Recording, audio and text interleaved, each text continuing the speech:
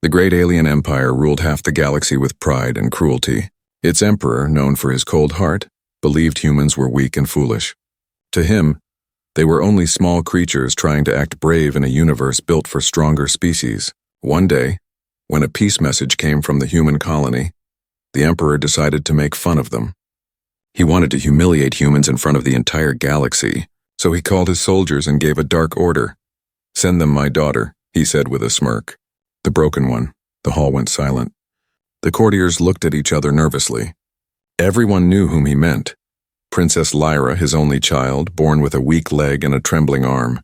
For years, the emperor had hidden her away in a quiet palace, calling her a curse to the royal bloodline, but now she was to be used as a cruel gift. A living insult. Lyra heard the order from her chamber. Her heart sank, but she didn't cry. She had no more tears left. For years, she had watched her father look at her with shame. Now he was sending her away, to the humans of all creatures. She thought maybe they would laugh too. Maybe they would throw her out. Maybe this was her punishment for simply being born wrong. When the day came, Lyra was dressed in royal silk. But even the silk couldn't hide the brace around her leg or the scars on her hands. Her eyes were bright violet, but dull with pain. The emperor didn't even say goodbye. He only waved his hand as if sending off garbage.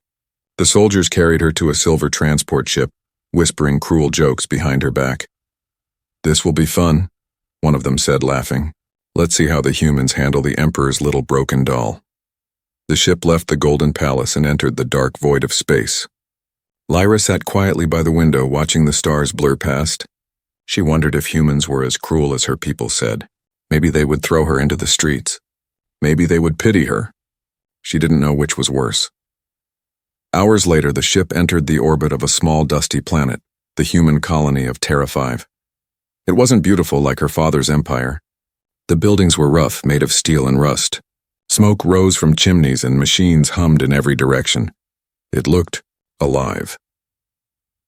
When the ship landed, a small crowd gathered near the dock.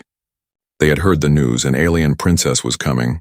Some humans expected someone grand and proud, but when Lyra stepped out, small and limping, everyone fell silent. She looked so fragile, like she might break from the wind. One man stepped forward from the crowd.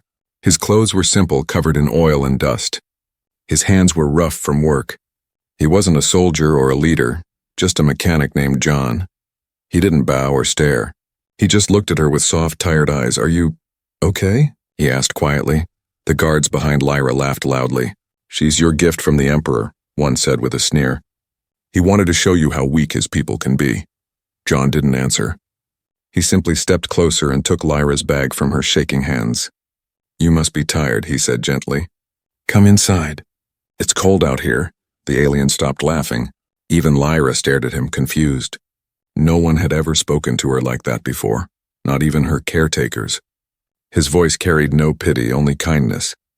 John led her to a small workshop filled with machines, tools, and warm light. The smell of oil and metal mixed with the soft hum of old engines. He pulled a chair for her and brought a cup of water. "You can rest here," he said, smiling. "You're safe."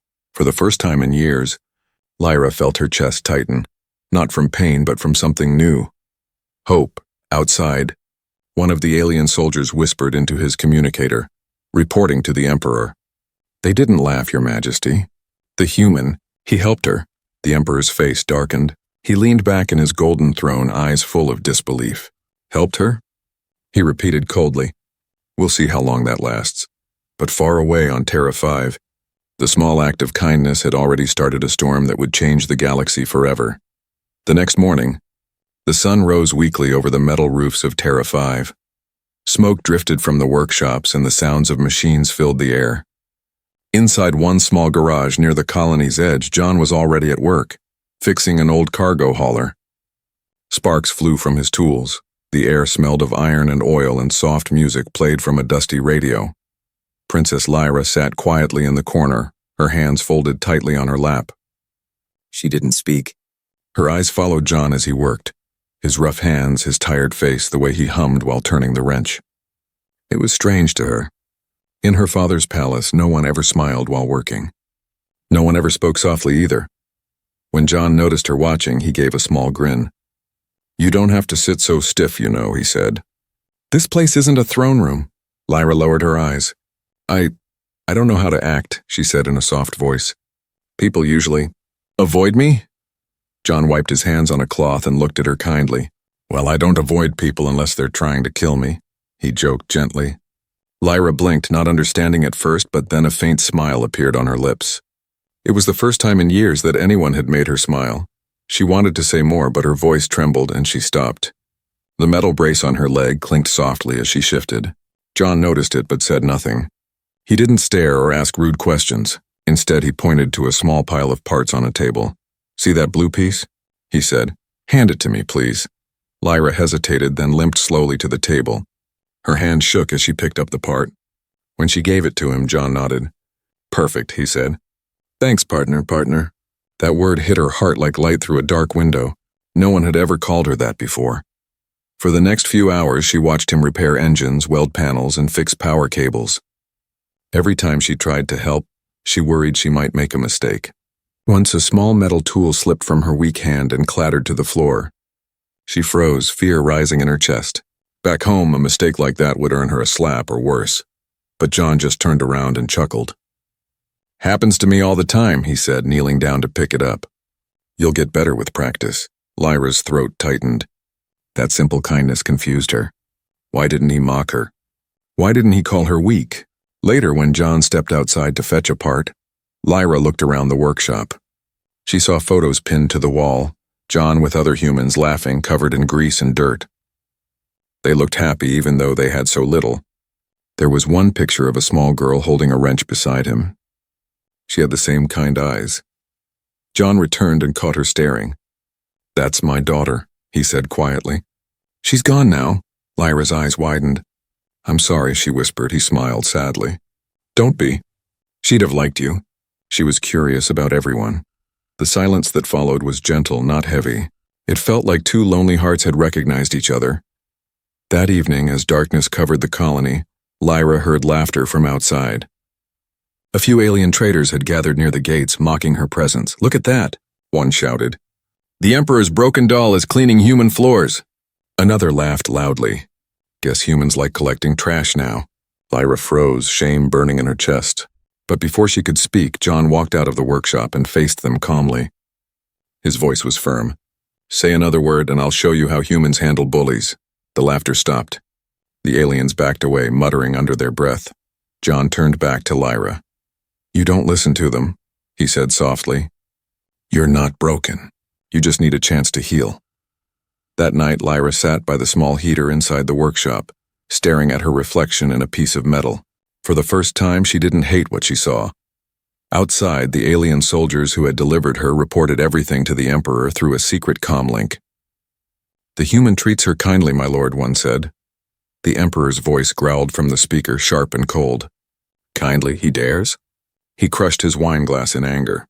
If that human believes he can fix what I called broken, then he will learn what true power means. But on Terra 5, inside that small workshop, a spark of change had already begun. The human mechanic and the silent princess had started something greater than either of them could imagine, something powerful enough to shake the throne of the galaxy itself. The next few days passed quietly in John's workshop. Every morning, the sun slipped through the dusty window and lit the same small space where John worked and Lyra watched. But something was changing slowly, gently. Lyra no longer sat in silence all the time. She started asking small questions. What does this part do? Why does this machine make that sound? Her voice was soft, unsure but curious. John always answered with patience. That's a power coil, he'd say. And that sound means the engine's alive. Lyra began to smile more often. The cold fear that had lived inside her heart since childhood started to fade. She even laughed once quietly when John dropped his wrench and called it a metal snake with a bad attitude. But outside, the galaxy was watching. The Emperor had ordered hidden cameras to record everything that happened inside the human colony. He wanted to see humans mock his daughter. Instead, what he saw angered him deeply. On every broadcast, he watched John treat Lyra like an equal. He saw her standing beside him, holding tools, laughing, learning. The Emperor's advisors tried to hide the footage, but it leaked. And soon it spread across alien networks, humans showing kindness to the Emperor's defective daughter. In the great cities of the Empire, aliens gathered around screens, laughing at first. Look, the poor human, they said.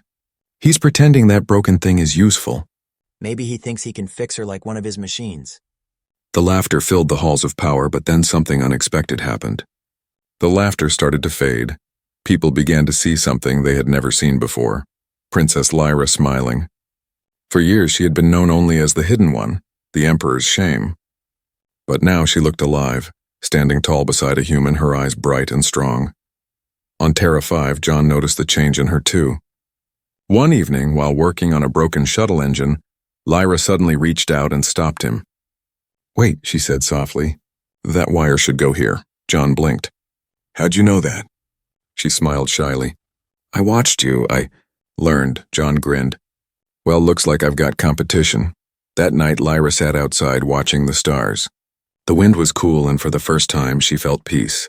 But the peace didn't last long. The next morning, a group of alien traders arrived from the Empire. They had seen the leaked footage. They stood outside John's shop, sneering and whispering. "There she is," one said. "The Emperor's disgrace." Another laughed. "And that's the human who thinks she's special."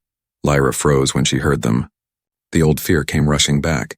Her hands shook as she tried to keep working, pretending not to hear, but John saw her trembling.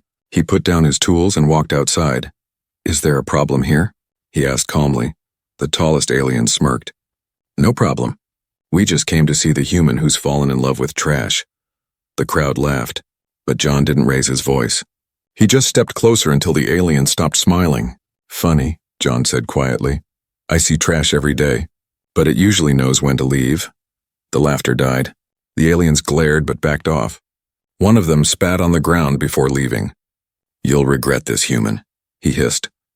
John turned to Lyra, who was standing by the door. "Don't listen to them," he said softly. "People like that see weakness in everyone but themselves." Lyra looked at him, her eyes glistening. "Why are you kind to me, John? You could ignore me like they do." He paused for a long moment before answering. "Because someone once told me that broken things still have purpose. Sometimes they just need a little care to shine again." Those words stayed in her heart. That night, while John slept in his small room upstairs, Lyra stayed awake, staring at the stars through the workshop window. She whispered softly, "Maybe I can shine again too." Miles away in the Emperor's palace, one of his guards rushed into the throne room. "My lord," he said nervously, "the people are starting to admire the human and the princess. The story is spreading across worlds." The Emperor's eyes blazed with fury. "Admire?" he shouted. "She was sent to be a joke, not a symbol." He rose from his throne, his voice echoing across the chamber. "Prepare my ship. I will end this humiliation myself." As the Emperor's fleet powered up, the stars above Terra 5 began to shift. Strange signals appeared in the sky. John didn't know yet, but his act of kindness had drawn the attention of the most dangerous man in the galaxy. Lyra, standing beside him, looked up at the glowing night and whispered, "They're coming." And far beyond, the Emperor's voice growled through the void. "Let's see how long your human kindness lasts." In the vast golden palace of the Galactic Empire, storms of fury echoed through the marble halls. The Emperor stood before a giant screen, watching the footage of his daughter walking beside a human, smiling, laughing, and learning. It was a scene that burned his pride like fire. "How dare he?" the Emperor roared. His voice shook the chamber. "How dare a human treat my daughter like an equal?" Around him, his advisors bowed low, too afraid to speak. No one dared meet his gaze. The Emperor's face twisted with rage. For years he had hidden Lyra, calling her weak and unworthy. Now the whole galaxy watched her rise because of a human's kindness. To him it was not redemption, it was betrayal. "Prepare my ship," he said coldly. "I will remind the humans of their place." As his fleet began to ready for launch, the Emperor sat alone in his throne room, his fists trembling. In his mind, he heard the laughter of his enemies. "The mighty Emperor defeated by a mechanic!" He couldn't stand it. He would crush that human and erase his daughter's shame once and for all. On Terra 5, Lyra didn't know her father's fury was already on its way. The small workshop buzzed with life. She and John worked side by side, fixing old transports. The brace John had built for her leg was lighter now, more comfortable. She could walk longer distances without pain. John noticed her improvement with quiet pride. "You're getting faster," he said, smiling. "You'll take my job soon," Lyra laughed softly. Maybe I'll open my own workshop, she said. But only if you promise to visit, John chuckled. Deal. Those small moments became her treasure. Every smile, every shared word felt like a piece of her broken heart slowly being repaired. But in the skies above, dark shapes were forming, shadows of warships unseen by human eyes. That night, while Lyra rested, John went outside to look at the stars. He noticed something unusual, tiny flashes of light moving in patterns. Looks like storms, he muttered. But it wasn't weather. It was the Emperor's fleet crossing the void. Back on the Emperor's flagship, he sat in a dark command chamber staring at a hologram of Lyra. My daughter has forgotten her blood, he said to his general. She stands beside a human as if she were one of them. The general bowed. Shall we prepare the strike, my lord? The Emperor's eyes narrowed. No, not yet. I want her to see me first. I want her to remember who she belongs to. He pressed a button, and his voice traveled through the cold airwaves across galaxies, into the small workshop on Terra 5. Lyra woke to a strange sound, an old communicator lighting up on John's table. The screen glowed crimson, and then her father's face appeared. Lyra, the Emperor's voice thundered. You shame me. Her heart stopped. Father, she whispered, her voice trembling. John looked between them, confused but protective. Who is this? The Emperor's cold eyes shifted to him. You are the human mechanic who dares touch what is mine. John stood tall, though his voice stayed calm. She's not something you own. She's a person. The Emperor laughed, but there was no humor in it, only venom. A person? She is my failure, my broken creation. You think your pity changes that? Lyra's eyes filled with tears, but this time she didn't look away. I am not your failure, father, she said quietly. You made me weak, but he made me strong. For a moment, the Emperor went silent. The words cut deeper than any weapon. His own daughter was defying him for a human. You've forgotten who you are, he hissed. I'm coming for you. The screen went dark. Outside, the colony's warning alarms began to howl. Distant thunder echoed through the night sky. Lyra rushed outside and gasped. The stars were moving. Giant alien warships entering the atmosphere. The Emperor's fleet had arrived. John grabbed his old blaster and looked at her. You need to hide. She shook her head firmly. No, I won't run again. Lyra, they'll kill us both. Then let them see what a human's kindness can stand against, she said. Her voice trembling but brave, John looked at her, this once broken girl who now stood like a queen, and nodded. Then we stand together. As the first warship's shadow fell over the colony, the Emperor's fleet opened its gates. Soldiers poured out in shining armor, and the Emperor himself descended in a golden ship. The people of Terra 5 watched in fear, but Lyra stepped forward beside John, the soft hum of her mechanical brace echoing through the silence. Father, she whispered, staring up at the sky. You can't take back what he gave me. And somewhere deep inside, even the Emperor's anger began to waver, though he didn't yet know why. The stage was set. The next dawn would decide not only one girl's fate, but the meaning of humanity itself. The sky above Terra 5 turned red before sunrise. What once looked like peaceful stars now became moving shadows. The Emperor's fleet. Massive alien warships hung over the colony like silent mountains of metal, their lights flickering through the clouds. The ground trembled beneath their engines. People ran out of their homes, staring upward in fear. John stood outside his workshop, oil-stained hands clenched into fists. Beside him, Lyra stood straight, her new brace gleaming in the dim light. The warm morning wind carried dust, the scent of metal, and a sense of doom. They're here for me, Lyra whispered. John nodded, his voice calm but heavy. Then they'll have to talk to me first. Around them, a few human workers gathered, whispering in shock. None of them had ever seen such a sight. Hundreds of alien ships filling the sky, all for one girl. From the largest ship, a deep hum echoed across the land. A golden craft descended slowly, shining like a false sun. Its surface bore the royal symbol of the Galactic Empire, the mark of Lyra's father. The crowd fell silent as the ship landed with a hiss. The door opened and out stepped the Emperor himself, draped in flowing robes of crimson and gold. His eyes, cold and sharp, scanned the humans like insects beneath his feet. When he saw his daughter standing beside the mechanic, his jaw tightened. Lyra, he said, his voice echoing through the air. You will return to me. Now. Lyra took a step forward, her heart pounding. No, she said softly, but her voice didn't shake. I won't go back. The Emperor's soldiers raised their weapons instantly, pointing them at her. The humans around John moved closer, shielding her with their bodies. John stood tall, his face smeared with grease and courage. You're not taking her, he said simply. The Emperor's eyes blazed. You dare defy the Empire? John didn't flinch. I don't care about your empire. I care about her. Gasps rippled through both sides. Even Lyra's breath caught. No one had ever spoken to her father that way. Not generals, not council members, not even royal blood. The Emperor stepped closer, his shadow stretching across the dirt. You think your kindness makes you her equal? He hissed. You're nothing but a primitive creature playing with my mistake. John met his gaze. Maybe. But even a primitive creature knows compassion. Lyra's eyes filled with tears. She looked at her father and said quietly, He gave me something you never could.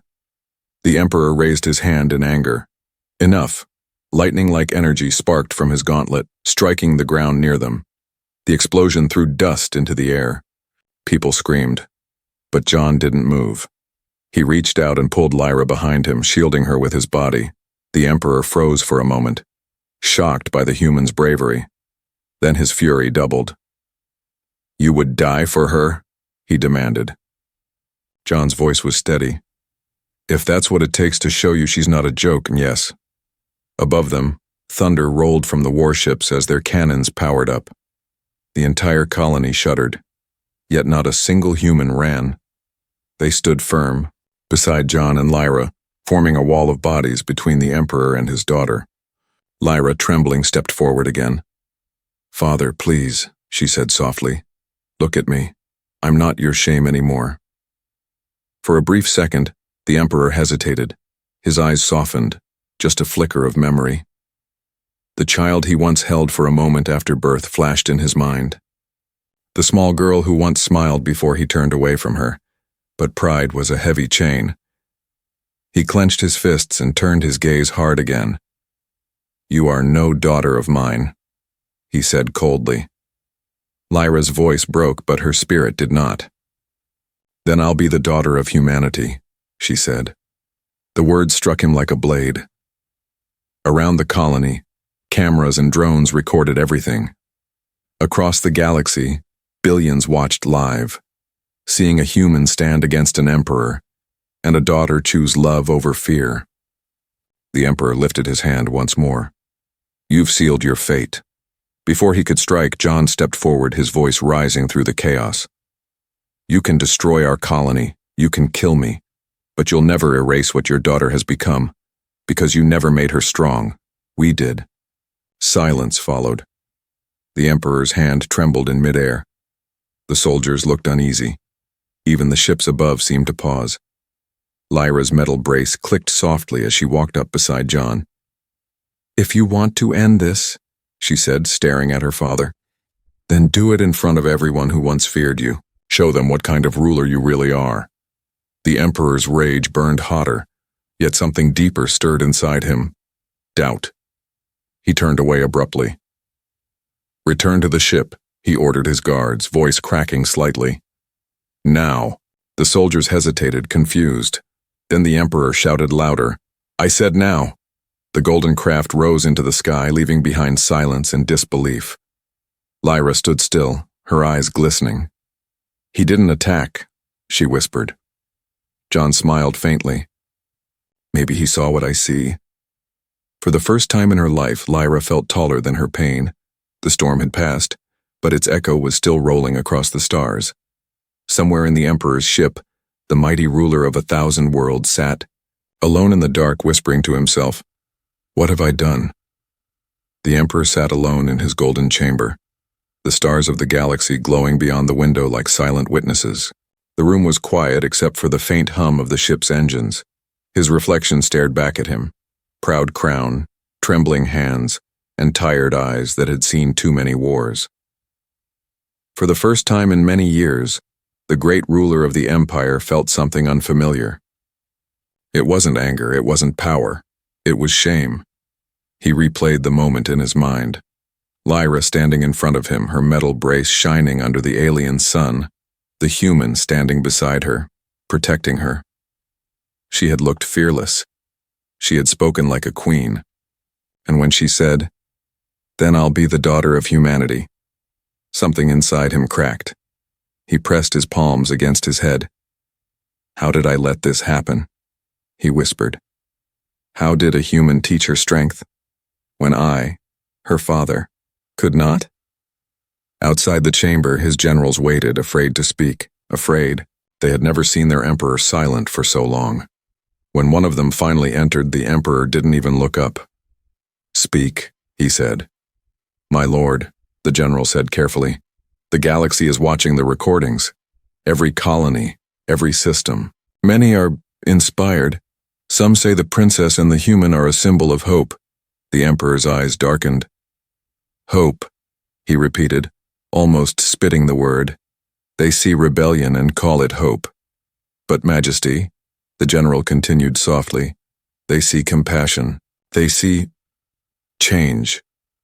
The emperor rose sharply. "Enough." His voice shook the walls. But even he knew it was no use. The general bowed quickly and left the chamber. The truth had already escaped into the stars. Back on Terra 5, life was slowly returning to normal. The Emperor's fleet had pulled back, but the sky still hummed with distant thunder. John's workshop was filled with visitors now, humans and aliens alike. Some came out of curiosity, others to thank him for what he'd done. But John didn't care for fame. He only cared that Lyra was smiling again. She moved with more confidence now. The brace John built had been improved again, light, strong, and beautiful. She walked with grace, her eyes bright with purpose. John watched her fix a machine one morning and said with a proud grin, "You've got the touch now." Lyra smiled. "You taught me patience. Machines don't rush, and neither should hearts." John chuckled. "You sound wiser than most people I know." But while they smiled, a small signal blinked quietly on the communicator, a message from space. Lyra noticed it first. It wasn't a threat. It was a transmission marked private from the Imperial flagship. John looked at her. "It's from him, isn't it?" Lyra nodded, her hands trembling slightly. She pressed the button and a hologram appeared, her father's image flickering weakly. His face looked older now, softer, as if the weight of his crown had finally bent his pride. "Lyra," he began quietly, "I should have come to you differently."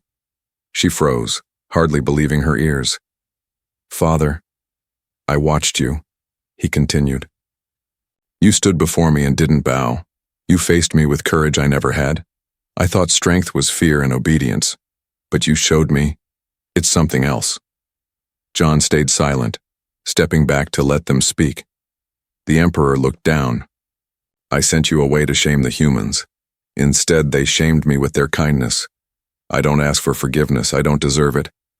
But I wanted to see you smile once more." Tears welled in Lyra's eyes. For years, she had dreamed of hearing even one kind word from her father. Now it finally came, broken, hesitant, but real. "I forgive you," she whispered, "but I won't come back. My place is here, among them." The Emperor nodded slowly. "I know." His voice was soft, almost human. "If they have truly accepted you, then maybe I was wrong about them all along." He looked at John through the flickering projection. "Human, you have my respect. You gave my daughter a life I never gave her." John simply nodded. Sometimes it just takes seeing someone as they are, not as you expect them to be. The hologram faded, leaving silence in the room. Lyra wiped her tears, her hands shaking. "He changed," she said quietly. John smiled gently. "Sometimes even emperors need someone to remind them what it means to be human." That night, news spread across the galaxy. The Emperor had withdrawn his armies and declared peace with the humans. His message was short but powerful. No species that knows love is weak.